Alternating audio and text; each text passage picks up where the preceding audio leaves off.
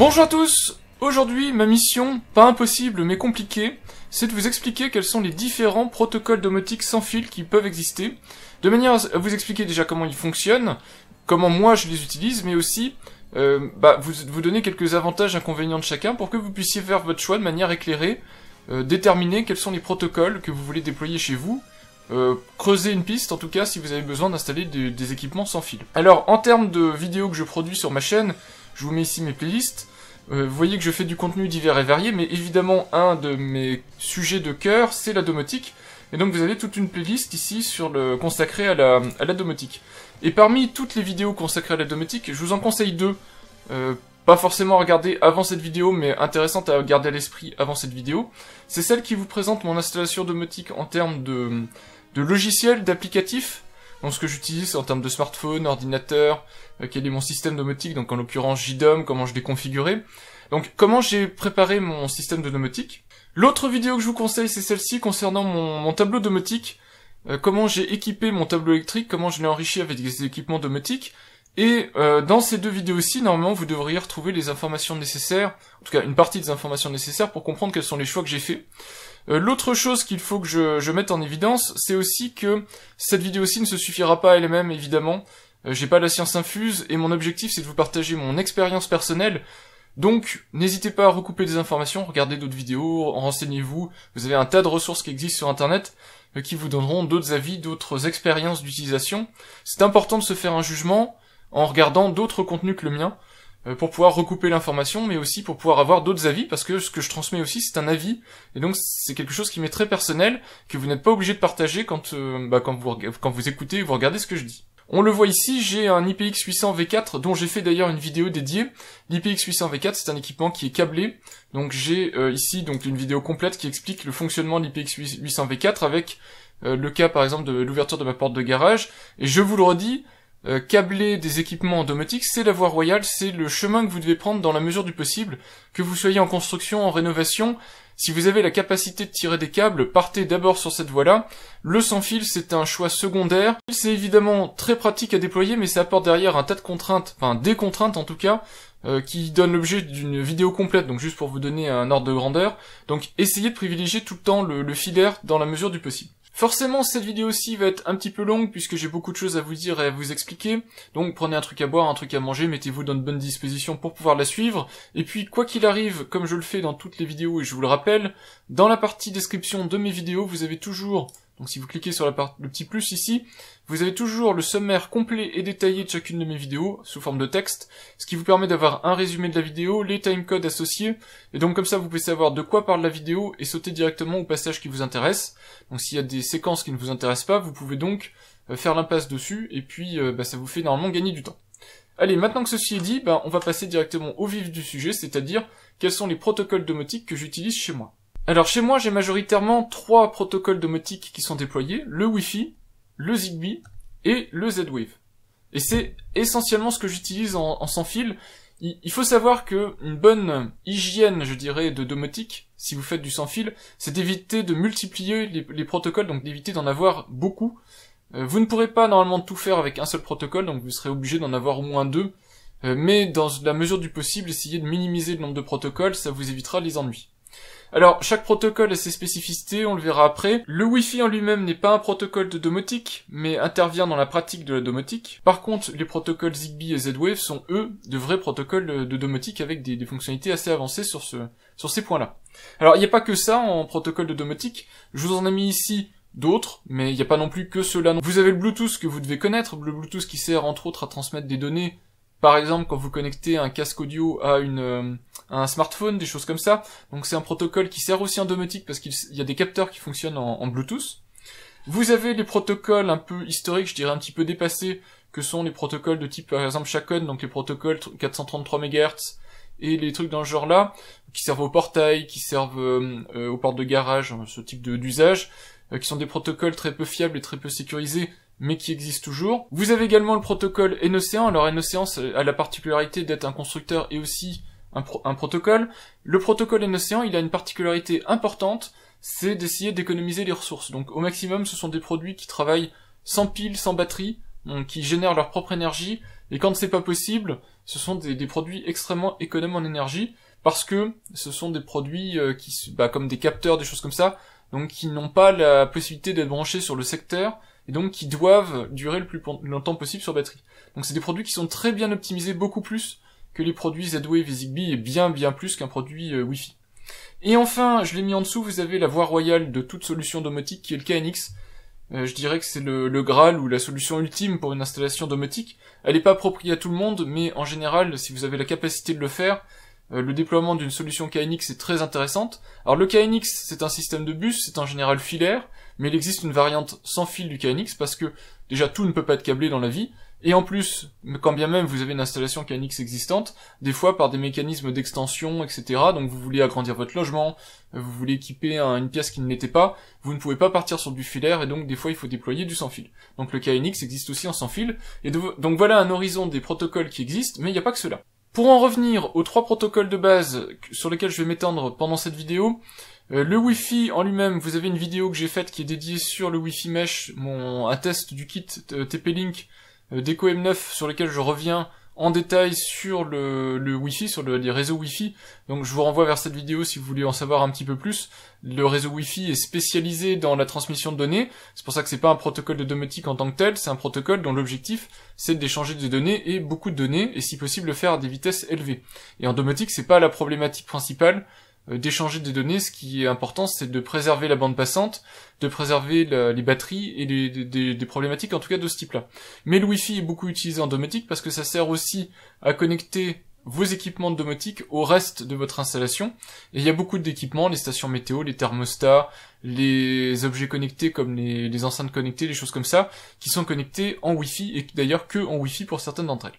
Par contre, vous avez le Zigbee et le Z-Wave qui sont eux 2 protocoles domotiques au sens plutôt strict du terme, mais qui ont quand même des particularités l'un par rapport à l'autre. Alors on reviendra par la suite sur les dernières annonces en termes de Zigbee ou de Z-Wave, les évolutions dans le futur, donc je conclurai ma vidéo avec ça, mais pour vous donner un point en tout cas actuel, les constructeurs, les fabricants en tout cas de produits Zigbee sont regroupés autour de la Zigbee Alliance. C'est un protocole qui est standardisé, ouvert, sur lequel tout le monde peut contribuer, et vous avez ici des acteurs majeurs.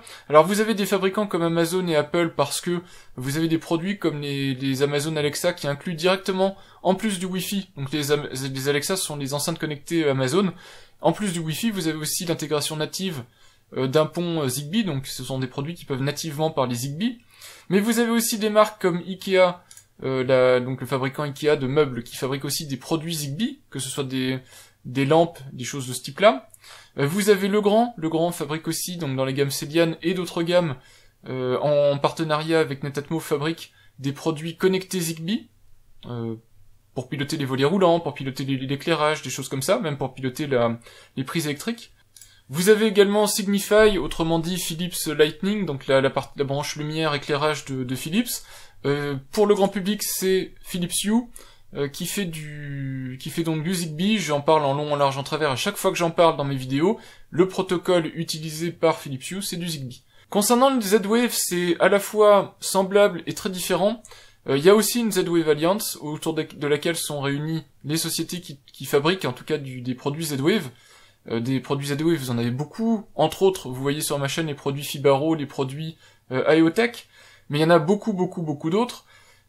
Par contre, la différence de Z-Wave par rapport à Zigbee, c'est que là, on est sur une technologie qui est plus centralisée, en tout cas qui nécessite l'approbation quelque part de Sigma Designs qui détient Z-Wave pour fabriquer des produits. Donc jusqu'à présent, ce sont eux qui fabriquent les puces Z-Wave, mais ça on verra à nouveau en fin de vidéo que c'est des choses qui vont changer dans un futur proche. En tout cas, c'est quelque chose qui est plus standardisé et plus surveillé, de manière à ne pas avoir les travers qu'a le Zigbee, en étant trop ouvert en fait. Le Zigbee a les travers aussi, que les acteurs du monde Zigbee font un peu ce qu'ils veulent, et parfois au détriment de la compatibilité entre les différentes solutions, alors qu'au niveau Z-Wave c'est beaucoup plus centralisé, beaucoup plus codifié, et donc quand on achète des produits Z-Wave, en général on est sûr qu'ils vont tous fonctionner entre eux, parce que ça a été vérifié en amont, et parce que les puces qui ont été produites sont certifiées pour toutes fonctionner entre elles. Mais en tout cas, Wi-Fi, Zigbee ou Z-Wave, même s'ils ont des différences dans la manière dont le protocole est créé et le protocole est normalisé, eux et leurs petits copains ont au moins un truc en commun, c'est que ce sont des protocoles sans fil radiofréquence entre guillemets, et donc qu'ils sont véhiculés, que leurs messages, leurs communications sont véhiculées par une portion du spectre électromagnétique. Et donc je vais faire un petit rappel scolaire en gros de l'électromagnétisme et du spectre électromagnétique, pour bien que vous compreniez les impacts que ça a quand on injecte des ondes électromagnétiques dans un logement, les challenges que ça peut engendrer. Voici une image que j'ai trouvée sur Google, et malheureusement j'ai pas la source de cette image, donc je peux même pas vous la citer, donc du coup j'ai même pas pu la trouver en bonne qualité. Mais cette image synthétise bien le spectre électromagnétique. Alors ici elle est classifiée des très basses fréquences à gauche vers les très hautes fréquences à droite, et en général quand on la met comme ça c'est parce qu'on veut avoir une énergie croissante, parce qu'effectivement plus la fréquence est élevée, plus l'énergie transportée par l'onde électromagnétique est importante. Et dans ce spectre électromagnétique, vous voyez ici, dans cette zone-ci, le spectre de la lumière visible. Alors on peut séparer en deux le spectre électromagnétique, la partie non ionisante et la partie ionisante. Alors là, je veux pas faire un cours magistral sur la notion de spectre électromagnétique et de danger pour la santé et tout ça. Ce qu'il faut savoir, c'est qu'au-dessus d'une certaine longueur d'onde ou en dessous d'une certaine fréquence de l'ultraviolet, vous êtes dans le spectre non ionisant.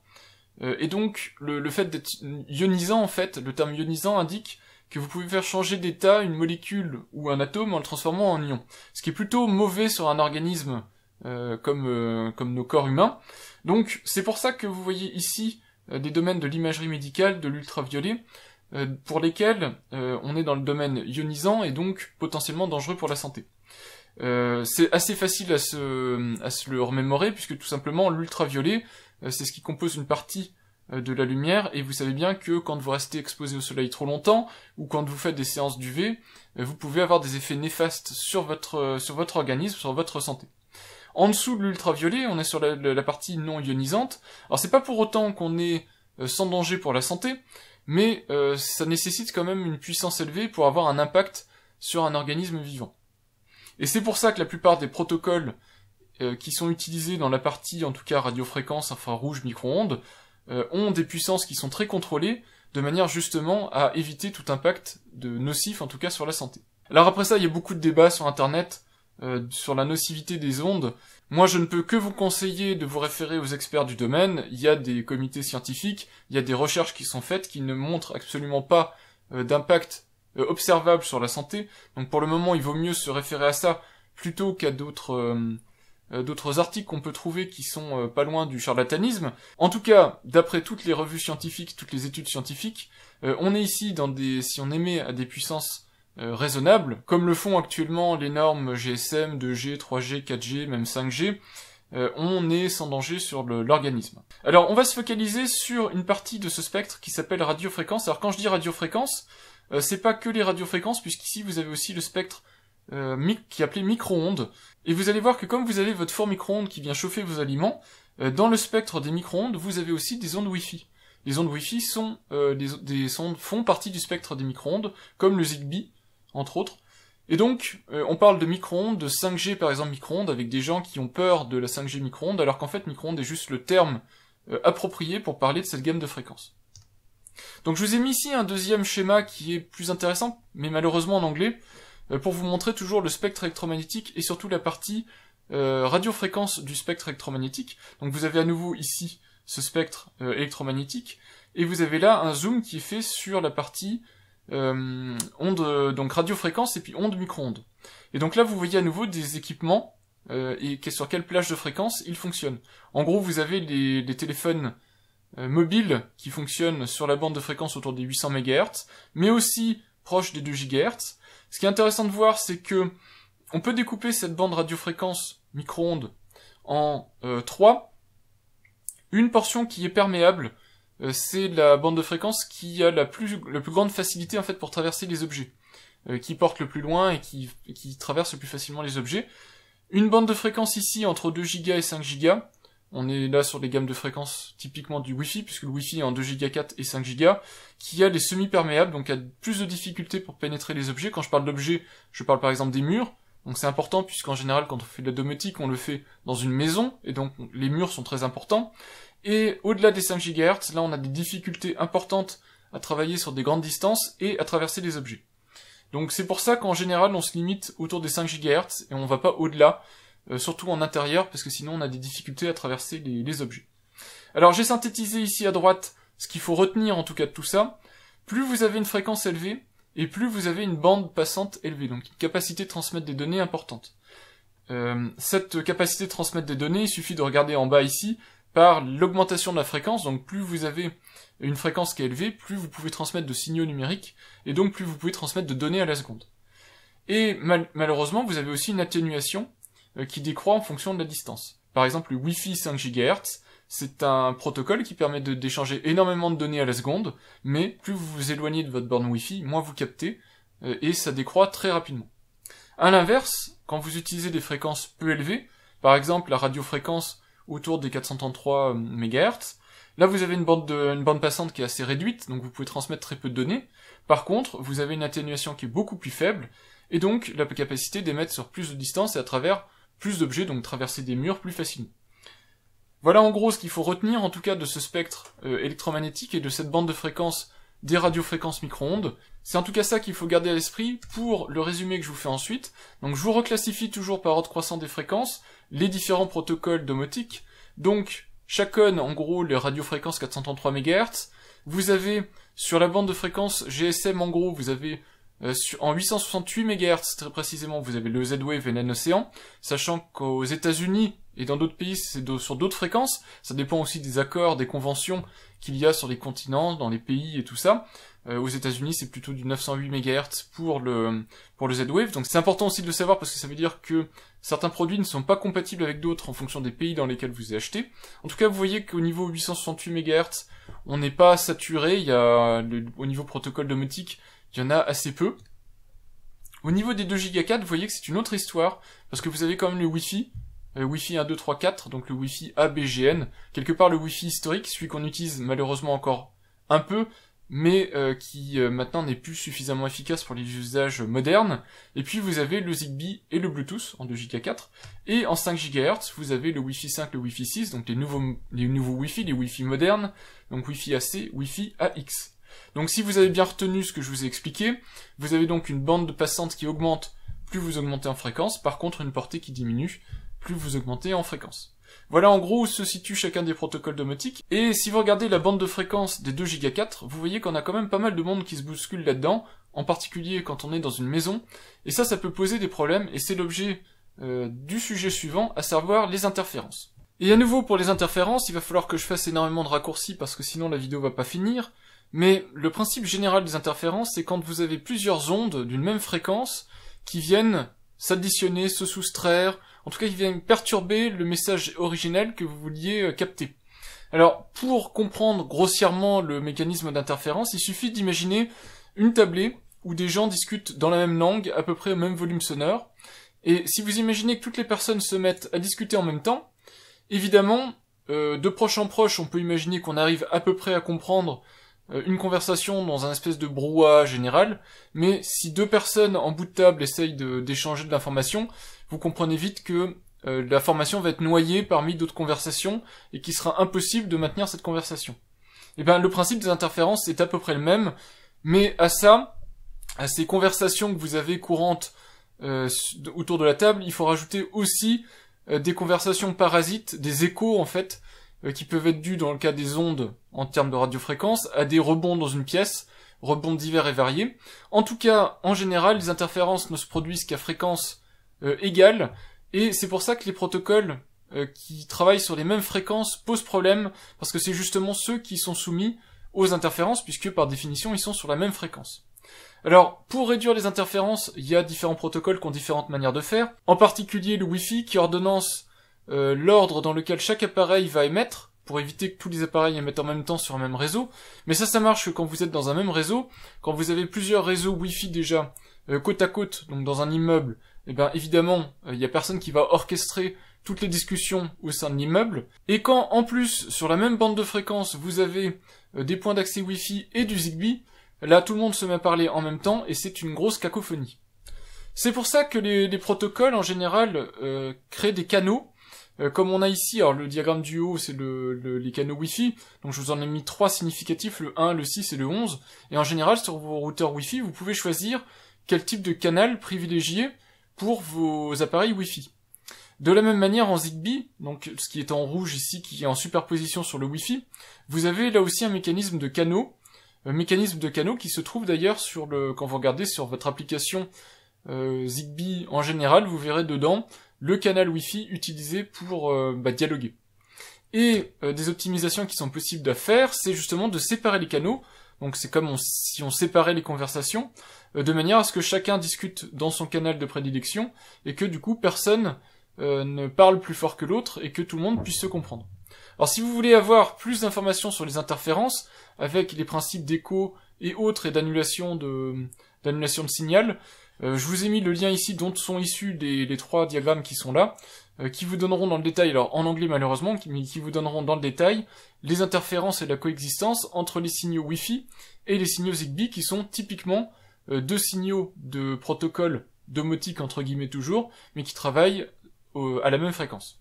Une autre problématique qui essaye de résoudre les protocoles de domotique, c'est les problématiques de portée. Alors pour résoudre les problématiques de portée, il y a la notion de maillage, ou de mesh en anglais, sachant que c'est une notion qui apparaît à la fois dans les protocoles, par exemple Z-Wave et Zigbee, mais aussi dans le protocole Wi-Fi. Et je vais pas rentrer dans le détail ici de quelle est la distinction technique entre le maillage au sens Wi-Fi et le maillage au sens Z-Wave et Zigbee, mais sachez que au sens strict du terme, dans le protocole en tout cas, c'est le Z-Wave et le Zigbee qui implémentent le maillage correctement. Le Wi-Fi, son maillage, même si on peut appeler ça maillage, c'est plus un argument marketing, c'est pas le maillage comme on peut le trouver dans des vrais réseaux maillés. Donc si vous voulez en savoir plus sur le maillage du protocole Wi-Fi, je vous renvoie vers ma vidéo du test du kit d'écho M9 de chez TP-Link, dans lequel j'explique le maillage d'un réseau Wi-Fi. Ici, je vais prendre l'exemple d'une maison et on va se focaliser sur les réseaux Z-Wave et Zigbee en termes de maillage. Alors, dans ce logement, j'ai décidé d'installer un contrôleur domotique dans le garage, parce que c'est un endroit qui est assez approprié, en général, pour y mettre son installation domotique, dans un tableau domotique. Et puis, imaginons que j'ai un premier équipement à installer, qui est cette ampoule ici, que j'ai mise dans cette pièce-là, dans laquelle il y a un incendie pour le moment. Donc j'ai choisi de mettre cette ampoule dans cette pièce-là. Et il se trouve que malheureusement, l'ampoule est trop éloignée du contrôleur domotique, et donc les deux n'arrivent pas à se capter mutuellement. On est typiquement dans un cas de problème de portée. Étant donné que les protocoles Z-Wave et Zigbee sont normalisés en termes de puissance d'émission, ils ont une distance maximale, alors qui varie en fonction du type de logement, en fonction du type de mur que vous avez dans le logement, la structure des murs, s'ils sont plus ou moins épais, la matière qui les compose, et ici, imaginons que je suis dans un cas de figure où cette ampoule ne peut pas communiquer directement avec ce contrôleur.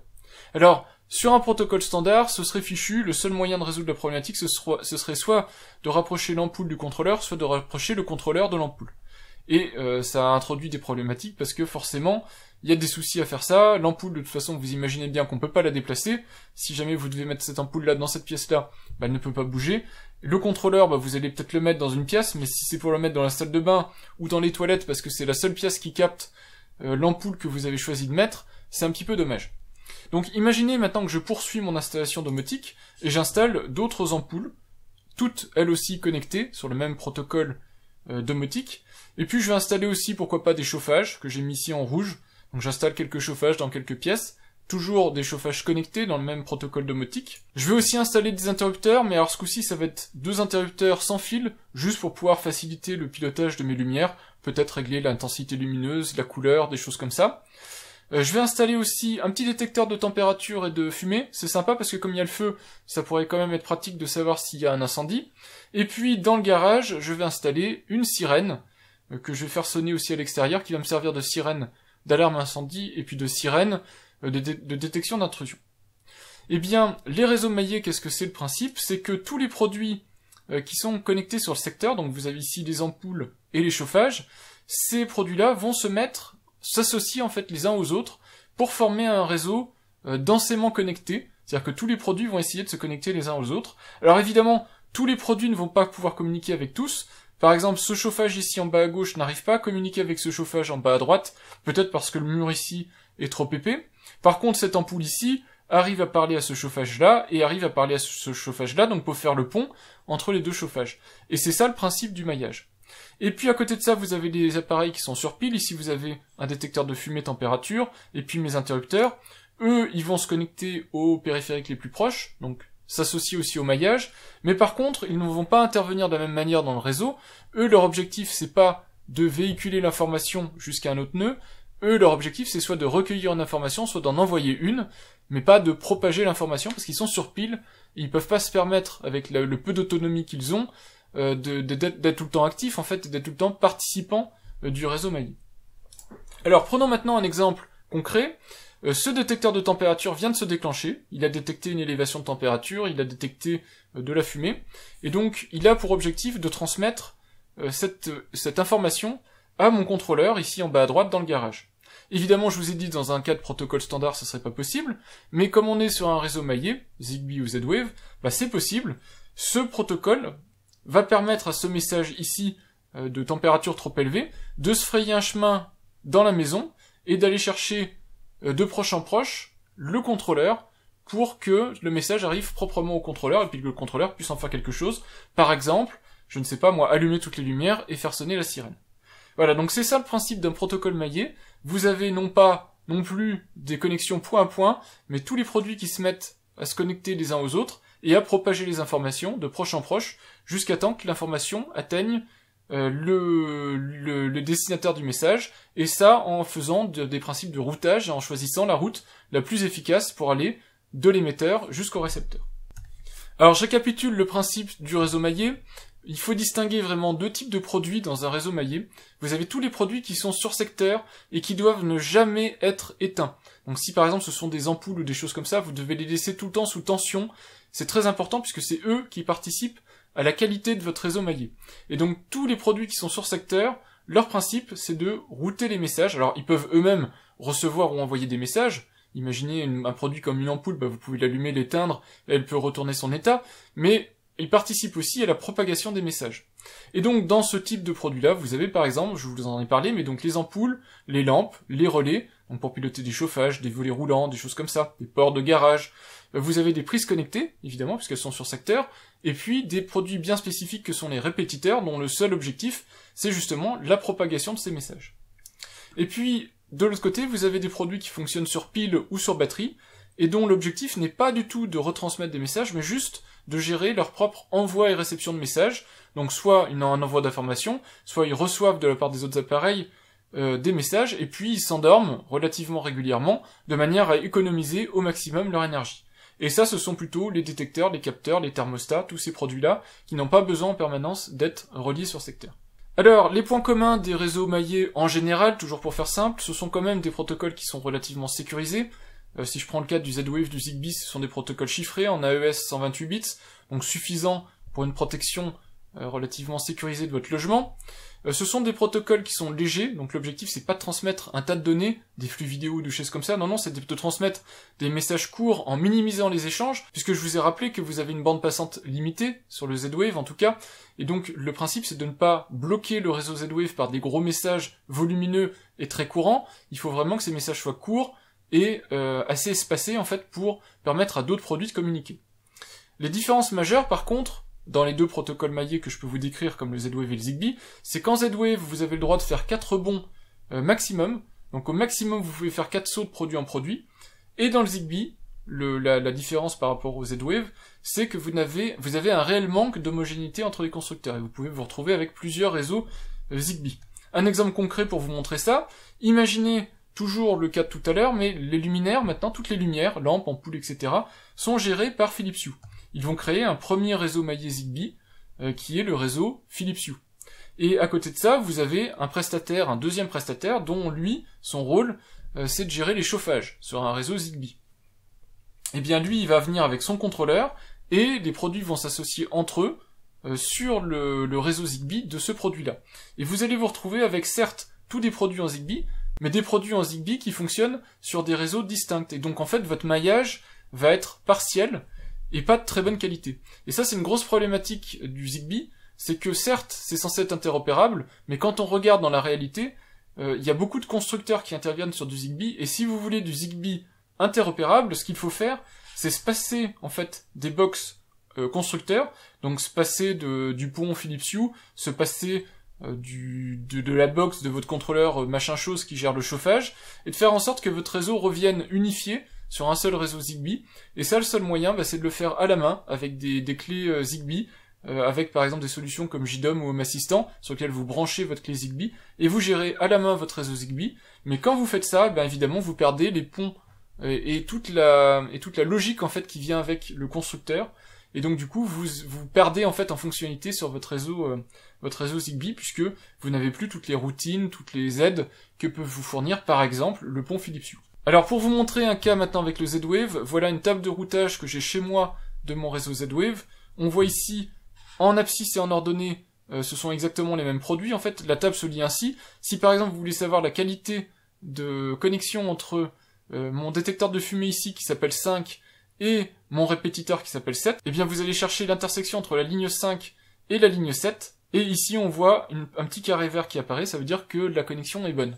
Et en fait, bonne, ça veut dire que les deux produits communiquent en direct. Donc vous voyez ici par rapport à la légende qu'on a bien ce que je vous ai expliqué, enfin en gros, même si c'est pas exactement les 4 sauts dont je vous ai parlé, mais on voit que la communication directe est le critère prédominant d'un réseau Z-Wave, et puis ensuite vous avez des critères de qualité de connexion en fonction du nombre de routes, donc du nombre de périphériques par lesquels vous allez pouvoir passer différents pour pouvoir atteindre votre second point, pour pouvoir transmettre le message.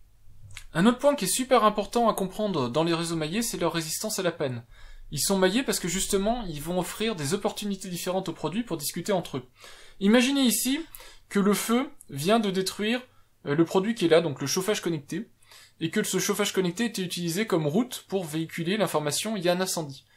Ça pourrait être critique dans une installation standard où le seul moyen de communiquer des appareils est de passer par ce chauffage. Le chauffage est actuellement en feu, vous avez donc les routes qui allaient vers ce chauffage qui sont maintenant en panne, et ce chauffage ne peut plus communiquer avec les autres produits, il vient d'être détruit. Mais c'est pas grave, parce que si l'élévation de température anormale est toujours captée par le détecteur de température, ce détecteur de température aura toujours une route pour transmettre cette information au contrôleur. Et donc le contrôleur aura quand même l'information, pourra faire sonner la sirène, pourra alerter l'utilisateur qu'il y a un souci. Et c'est tout l'intérêt d'un réseau maillé, c'est plus votre maillage va être important, plus votre réseau va être tolérant aux pannes, et donc moins ce sera problématique si un appareil tombe en panne pour une raison quelconque. Enfin, une des fonctionnalités les plus ingénieuses du Z-Wave, et spécifiquement du Z-Wave pour le coup dans les protocoles domotiques, c'est l'association directe et les groupes. Alors, c'est un petit peu pointu, je vais vous montrer dans un instant ce que ça donne dans JDOM, mais ce qu'il faut retenir si je synthétise, c'est que quand vous avez deux modules qui sont à portée directe l'un de l'autre, c'est-à-dire qui n'ont pas besoin du maillage du réseau, vous pouvez les associer directement l'un à l'autre. Un exemple concret, un interrupteur connecté Z-Wave avec une ampoule connectée Z-Wave, ou un interrupteur connecté Z-Wave avec une prise connectée Z-Wave, ou même un thermostat Z-Wave avec des relais Z-Wave pour allumer des chauffages. Vous pouvez donc les associer directement, et dans ce cas-là, vous allez avoir une communication qui va être décentralisée, c'est-à-dire que vous ne passerez plus par le contrôleur, par la clé USB par exemple Z-Wave, et donc par votre JDOM, votre Home Assistant, pour donner des consignes. Les deux vont fonctionner ensemble parce que tout le protocole étant normalisé, si jamais vous dites par exemple, vous appuyez sur l'interrupteur et vous dites allumer, dans ce cas-là, la commande allumer peut être envoyée directement à l'ampoule et l'ampoule va s'allumer automatiquement, sans avoir besoin pour ça d'interpréter la commande par un contrôleur et autres. Alors il y a des restrictions quand même dans ce qu'on peut faire, en particulier je vous ai dit le fait qu'on ne bénéficie pas du maillage, donc il faut vraiment que les modules soient pas très éloignés les uns des autres, et puis il y a des limites aussi en termes de nombre de produits qu'on peut associer, mais c'est quand même une fonctionnalité essentielle dans le réseau Z-Wave, et quelque chose qui est vraiment différenciant, qui montre que c'est un protocole qui fait vraiment de la domotique, et pas juste un protocole pour commander des choses. On est donc dans mon installation JDOM, la page qui contient tous mes périphériques Z-Wave, et vous voyez ici que j'ai différents produits. Ce que je vais vous montrer, c'est des interrupteurs. Alors j'ai deux interrupteurs Z-Wave qui sont intéressants à montrer. J'ai un interrupteur de la marque Nodon, qui est donc Z-Wave+, et j'ai aussi un interrupteur AEOTech, le Wall Mode Quad, que j'ai testé en vidéo, donc que vous pourrez retrouver en vidéo. Je précise aussi qu'ici, pour piloter certaines de mes lumières, j'ai des produits Fibaro. Donc ici, c'est un produit AEOTech, le Wall Mode Quad, et ici, ce sont des produits Fibaro, qui sont des actionnaires, en fait, les dimmer 2, donc qui permettent de piloter des lumières. Quand vous voulez associer directement un interrupteur à une lumière, en fait, vous allez sur l'émetteur, donc ici, c'est le Wall Mode Quad, et côté JDOM, en tout cas c'est comme ça que ça se passe, vous allez dans configuration et association, et c'est là où vous allez voir les groupes. Alors les groupes, ici vous en avez 7 qui sont 7, 8, enfin je sais pas combien qui sont définis, beaucoup, parce que vous avez beaucoup de boutons sur l'interrupteur, c'est un wall mode quad, donc vous avez 4 boutons, avec sur chaque bouton la possibilité de faire du on-off, du dimming et tout ça. Ce qu'il faut comprendre, c'est que vous avez le groupe Lifeline en Z-Wave, donc qui est le groupe en gros de survie, donc c'est là en général que vous allez mettre votre contrôleur Z-Wave, si vous avez en tout cas besoin de communiquer avec le contrôleur Z-Wave, c'est par cette association-ci, donc ce groupe-ci, que la communication va se faire. Et puis ensuite, vous avez des groupes qui sont spécifiques, en tout cas aux produits considérés, toujours des groupes en général standardisés par la norme, mais des groupes qui vont dépendre de ce que vous avez en fait sur le produit. Ici, c'est un produit sur lequel on fait de l'on-off, puisque c'est un interrupteur. Donc vous voyez que j'ai on-off et dimmer, et vous voyez que on a un nombre d'associations possibles avec d'autres produits. Et sur la fonctionnalité dimmer, sur le bouton 1 de cet interrupteur, je pilote directement, donc en direct, mon ampoule du couloir. Donc je suis en capacité, même si mon réseau Z-Wave est en vrac, même si mon contrôleur est tombé, même si JDOM ne fonctionne plus, je peux piloter avec l'interrupteur, cet interrupteur-ci, je peux piloter ma lumière à partir du moment, évidemment, où ma lumière est sous tension et où mon interrupteur fonctionne encore. Ce qui permet d'avoir des modes dégradés où vous pourrez, par exemple, toujours ouvrir un volet roulant, toujours actionner un chauffage, si nécessaire. Un autre exemple qui est super utile et qui pour moi est la clé dans un réseau domotique sérieux, c'est pour ça que je vous mets en avant le Z-Wave, c'est la partie sécurité des personnes essentiellement. Donc ici on va prendre mon détecteur de fumée Fibaro, et si je vais dans les associations, vous allez voir que vous avez toujours cette notion de Lifeline, qui est l'association avec le contrôleur, pour faire remonter au contrôleur, donc à mon JDOM qui a le feu. JDOM ensuite prendra les actions nécessaires, envoyer des SMS, faire sonner la sirène et tout ça. Mais vous voyez que je peux aussi avoir des groupes avec des associations à d'autres produits, pour faire des choses en cas d'alarme, ici alarme incendie, donc le feu est détecté, ou le détecteur en lui-même est bougé, des choses comme ça, et donc je peux associer directement une sirène ici. Donc, par exemple, je peux ajouter un nœud, et puis je peux aller chercher ma sirène ici, et l'associer. Et du coup, ce qui va se passer, c'est que dès qu'un incendie va être détecté, la sirène va être notifiée de la détection d'incendie, et va se mettre à sonner, sans même une intervention de mon contrôleur, donc de mon JDOM, qui aurait les logiques nécessaires pour faire des choses. Alors, ça a à la fois des limitations, vous pouvez pas avoir des logiques extrêmement pointues, par exemple, s'il y a le feu, bah, tout va se déclencher tout de suite, alors que dans mon JDOM, j'ai des réponses graduées, c'est-à-dire j'ai d'abord les lumières qui s'allument, ça se met à sonner, d'abord à un volume normal, puis un volume très élevé. Ça, vous pouvez pas le faire, mais en tout cas, vous pouvez avoir, même dans le cas d'un réseau très dégradé, réseau Z-Wave très dégradé, parce que peut-être qu'il y a le feu qui a détruit certains de vos modules, eh bien vous pouvez quand même avoir quelque chose qui fonctionne. Un dernier exemple d'association directe et de groupe que je peux vous présenter, c'est le chauffage que j'ai installé chez mes parents. Donc là, de la même manière, vous avez une vidéo complète qui vous explique comment ça marche. Ils avaient un chauffage, technologie propriétaire, piloté radio. Un des modules radio est tombé en panne, ça coûtait une fortune à changer. Eh bien, je l'ai changé par un thermostat et 2 relais Z-Wave. Ils ont absolument aucun contrôleur sur leur réseau. Le thermostat est en association directe avec les 2 relais, et c'est le thermostat, en fonction de la température ambiante, et en fonction des consignes qu'il a, qui déclenche ou pas les chauffages et qui les allume. Ce thermostat lui-même peut être associé derrière à un réseau Z-Wave si nécessaire, pour lui changer ses consignes manuellement, si vous voulez faire de la notion de calendrier, des choses comme ça, donc pour le planifier, mais l'installation de chauffage est complètement autonome et se suffit en elle-même pour pouvoir chauffer la pièce de manière individuelle, donc ça montre encore la puissance du Z-Wave dans ces domaines-là. Et du coup, on en arrive tranquillement à la partie peut-être qui est la plus intéressante pour vous, en termes de domotique, que choisir. Alors, évidemment, je vous l'ai dit dès le début de la vidéo, je vais vous donner mon point de vue sur ce que vous devriez choisir. Ça veut pas dire que c'est le choix que vous devez faire à tout prix. Ça dépend aussi du type d'installation que vous avez déjà chez vous. Peut-être que vous n'aurez pas le choix, en fonction des produits que vous avez déjà, que vous avez installés vous, ou que d'autres ont installés pour vous. Vous allez avoir des contraintes que d'autres n'ont pas ou que je n'ai pas. Mais en tout cas, moi je vais vous donner mon avis au niveau des protocoles, et en tout cas, de manière générale, si vous devez vraiment partir sur du sans fil, ce qu'il faut considérer. Alors, le Wi-Fi. Le Wi-Fi, c'est la voie royale, c'est ce qu'il faut déployer, évidemment, et ce que vous avez très probablement chez vous, pour tout ce qui est ordinateur, portable, donc ordinateur portable, smartphone, donc téléphone portable, les télés, les NAS et tout ça. Alors évidemment, ça ne remplace pas une bonne connexion câblée, je vous le redis, c'est vrai pour tout, mais surtout pour du réseau qui échange beaucoup de données. Si vous pouvez câbler, c'est beaucoup plus fiable, c'est beaucoup plus efficace, c'est mieux, c'est plus sécurisant pour tous les usages. Mais si vous n'avez pas la possibilité de câbler, dans ce cas-là, c'est fait pour ça, c'est fait pour tous les appareils qui ont besoin de débit. Le choix du Wi-Fi est légitime aussi pour des produits pour lesquels de toute façon vous n'avez pas le choix, comme certaines enceintes connectées, qui sont forcément Wi-Fi, qui n'ont même pas de prise RJ45, donc il n'y a pas d'alternative possible. Et puis pour tous les objets connectés, que j'ai aussi chez moi, les stations météo, par exemple, j'ai une station Netatmo, certains thermostats qui fonctionnent en sans fil et en Wi-Fi, j'ai ma serrure connectée qui est Wi-Fi. Vous n'avez pas le choix, il y a certains produits qui sont forcément Wi-Fi, et donc pour ça il faut privilégier un très bon réseau Wi-Fi, réseau maillé si possible, Wi-Fi 5, Wi-Fi 6 pourquoi pas, quelque chose qui tient la route, surtout si vous avez dessus des produits très critiques, comme des caméras de sécurité par exemple, c'est pas le genre de produit que vous voulez voir défaillir dès qu'il y a un petit souci de réseau, donc il faut vraiment investir dans un bon réseau Wi-Fi, si vraiment vous voulez aller dans le réseau Wi-Fi.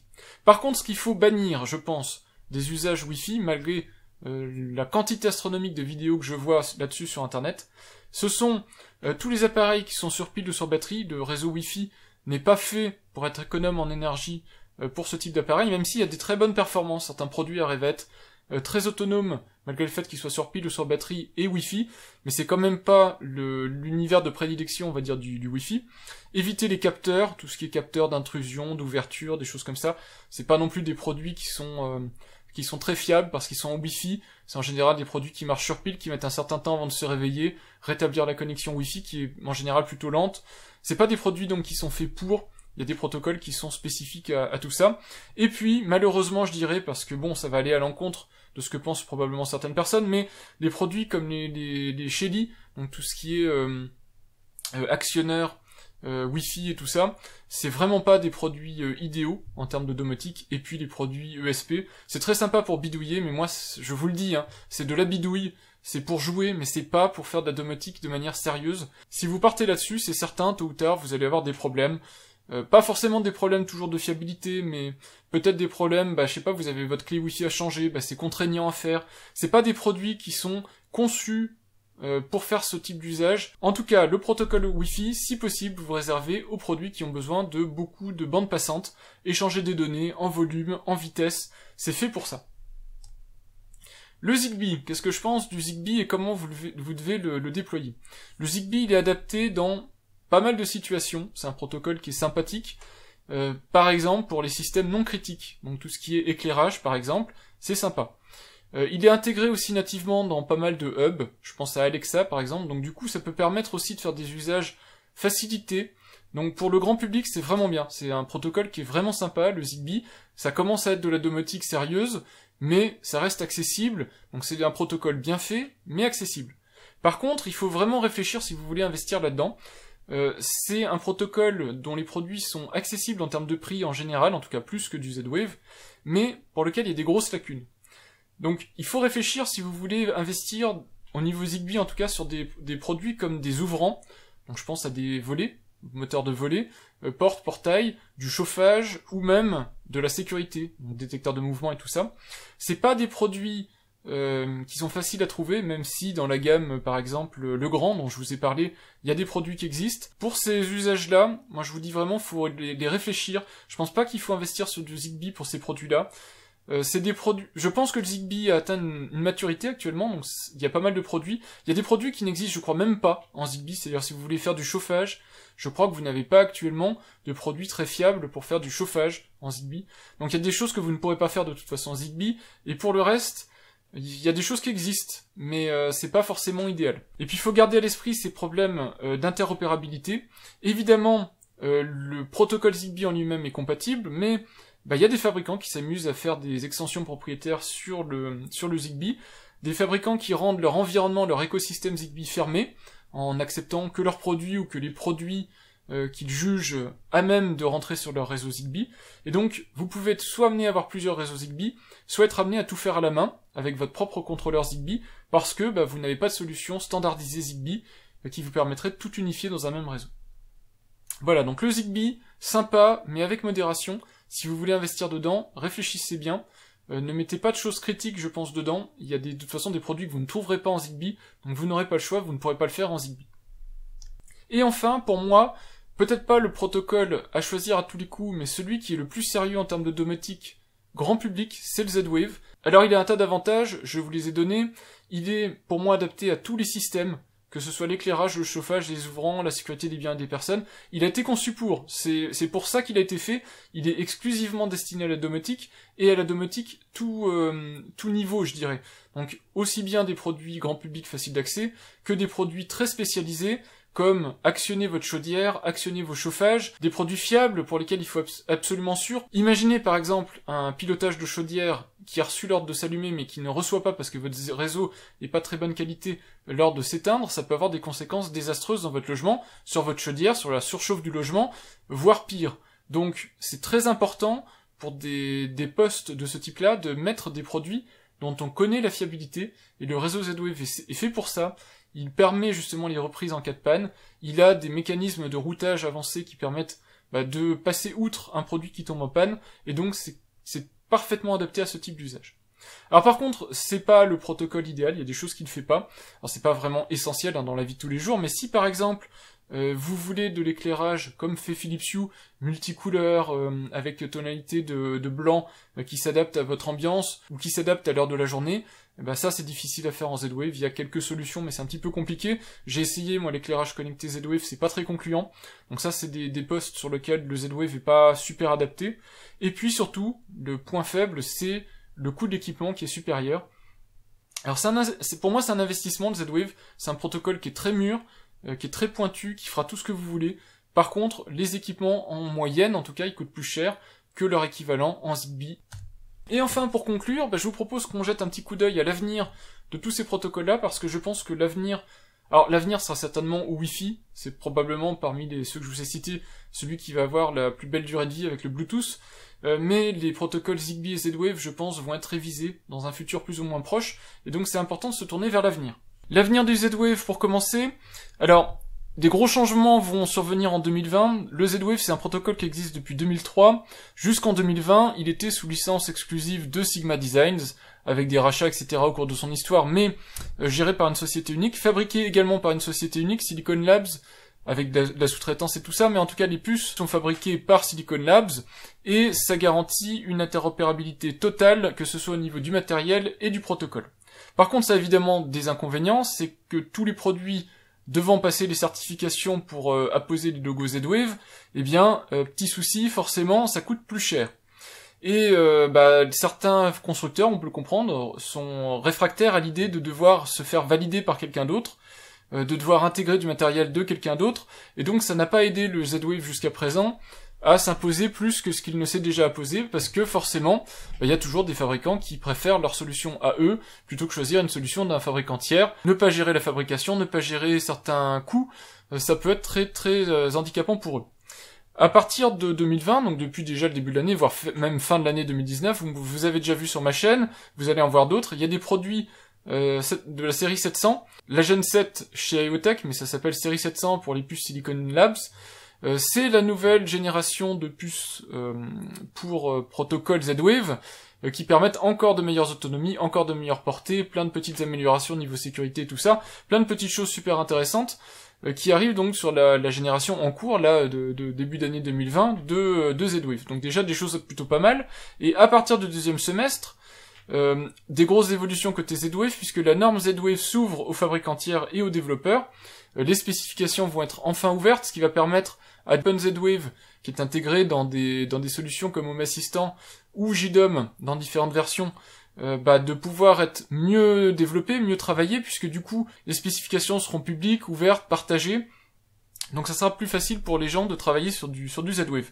Alors, soi-disant d'après les responsables Z-Wave, ça n'a pas grand-chose à voir avec le projet Connected Home over IP, mais bon, c'est pas vraiment une certitude cette chose-là, puisque ça a quand même été très concomitant des effets d'annonce et tout ça. Toujours est-il que Silicon Labs prend part au projet Connected Home over IP. Donc du coup, qu'est-ce que c'est ce projet Connected Home over IP? Eh bien ça, c'est dans la section du Zigbee. Moi je vois pas le Zigbee avec une évolution à très très très long terme, parce que les gens qui travaillent sur le Zigbee sont déjà passés à autre chose, ils sont déjà en train de travailler sur le projet Connected Home over IP, qui est aussi des fois appelé CHIP, qui est un nouveau projet, une nouvelle initiative de 2020, un groupe de travail dont l'objectif est de créer un nouveau protocole de domotique. Alors je vais vous montrer le site, vous montrer la spec, et puis vous expliquer pourquoi, pour moi, l'avenir s'assombrit et pour le Zigbee et pour la domotique avec ce projet Connected Home over IP, c'est plein de bonnes intentions, mais je sais pas si c'est abordé de la bonne manière, et je vous montre tout de suite pourquoi. Voilà la page connectedhomeip.com. Donc c'est là où vous aurez des informations officielles sur le projet, en tout cas l'élaboration de la norme par le groupe de travail en charge de faire tout ça. Il y a beaucoup de textes, mais vous voyez dans ce texte-là, ce qui est important de voir, c'est que vous avez en tête Amazon, Apple, Google et la Zigbee Alliance. Et derrière, vous avez les membres en fait de la Zigbee Alliance qui du coup deviennent membres aussi de ce groupe de travail-là, avec IKEA, Legrand, Samsung, Schneider, Signify, donc Philips, pour Philips Hue, Silicon Labs, vous avez vu donc avec Z-Wave, Somfy, et puis évidemment d'autres marques. Le souci, c'est ce qui vient par la suite, c'est pour ça que ça m'inquiète, c'est les choix qui sont faits, le type de protocoles qui sont faits, donc on le voit ici, du Wi-Fi, du Bluetooth Low Energy, des protocoles 802.15.4, donc c'est des protocoles techniquement qui forment le Zigbee, donc tous des protocoles autour du 2 Go 4. Si je vous montre un petit site plus adapté à voir ça graphiquement, voilà les couches réseau et applicatifs qui vont constituer le futur Connected Home over IP. Donc si vous êtes habitué de tout ça, normalement ça doit vous parler, mais je vais vous expliquer rapidement. Vous avez en bas la couche physique qui est le support en fait pour transmettre l'information. Vous avez ici la couche réseau, donc IPv6 c'est la couche qui est en charge de l'adressage, donc de remettre un message d'un point A à un point B, avec du routage et tout ça. Vous avez la couche transport avec TCP/UDP qui permet de délivrer un message, donc de le faire en s'assurant que le message est conforme à ce qui a été envoyé et tout ça. Et puis au-dessus, vous avez la couche applicative qui est le contenu que vous voulez transmettre. Voilà, donc ce qu'on voit, c'est que ce projet-là s'appuie sur cette pile TCP/IPv6 et tout ça en dessous. Ce qu'on voit, c'est malheureusement... Ce que je dirais, c'est mon point de vue quand je dis malheureusement, mais vous avez ici une pile matérielle qui est du Bluetooth Low Energy, donc du Bluetooth. Vous avez ici du 802.15.4 qui est en fait la couche de l'existant, donc du Zigbee existant, donc du 2 Go 4 Zigbee. Vous avez ici le Wi-Fi et l'Ethernet, les réseaux standards que vous manipulez actuellement chez vous, et puis la partie ici qui est plutôt cellulaire, DSL, donc tout ce qui est réseau distant. Dessus, vous avez de l'IPv6, du TCP.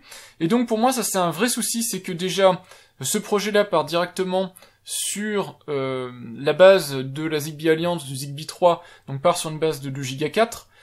Et puis, dessus, met des choses bien connues, bien solides et tout ça, à éprouver, des couches IP et tout ça. Alors, l'initiative en soi est intéressante. Moi, ce qui me pose un vrai souci, c'est que les piliers, en fait, de cette initiative, ce sont des fabricants de domotique grand public. Quand on parle de Google, quand on parle de Apple, ou quand on parle d'Amazon, oui, ils fournissent des produits de domotique, mais c'est du très grand public, c'est de la rigolade quand vous faites de la domotique. C'est pas le type de produit que vous allez intégrer quand vous avez besoin de choses fiables et efficace. C'est-à-dire si vous faites de l'éclairage, des prises connectées, des trucs comme ça, oui, vous pouvez partir sur ces solutions-là. Quand vous voulez partir sur du plus sérieux, actuellement, vous ne partez pas sur du Zigbee. Très sérieusement, je vous le dis, c'est pas la solution de prédilection. Alors, heureusement, dans le lot, il y a quand même des fabricants un peu plus sérieux, comme Somfy ou Legrand, qui, j'espère, élèveront le débat. Il y a aussi, je vous l'ai dit, Silicon Labs qui arrive avec l'expérience Z-Wave.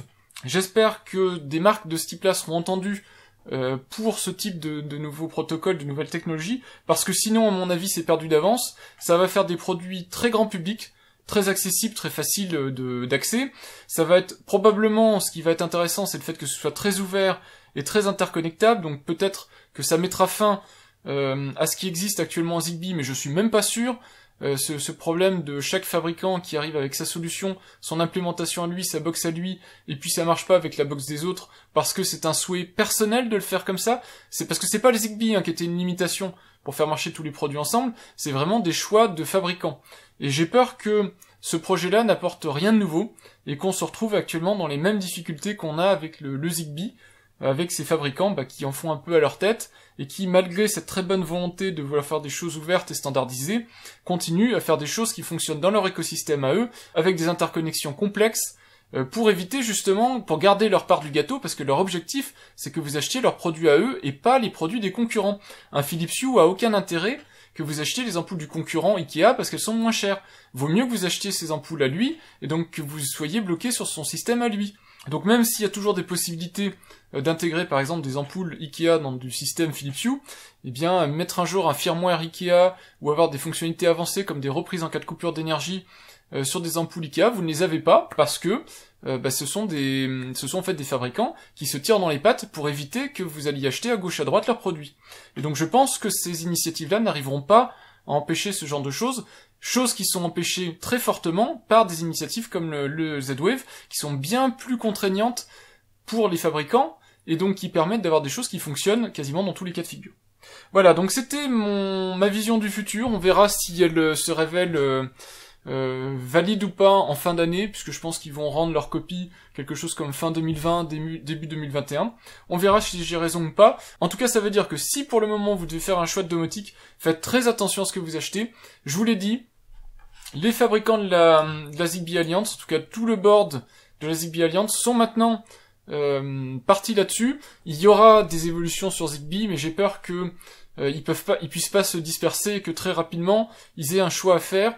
Un choix de soit persister sur le Zigbee, soit de donner sa chance à cette nouvelle initiative, et s'ils concluent sur quelque chose là-dessus, je pense qu'ils vont aller tout naturellement vers ça, rendre leur produit compatible avec ce nouveau protocole qui sortira donc probablement du 2 Go 4 en sans fil, et donc qui aura les limitations qu'ont actuellement le Wi-Fi, le Zigbee, le Bluetooth, tous ces protocoles qui saturent actuellement la bande du 2 Go 4.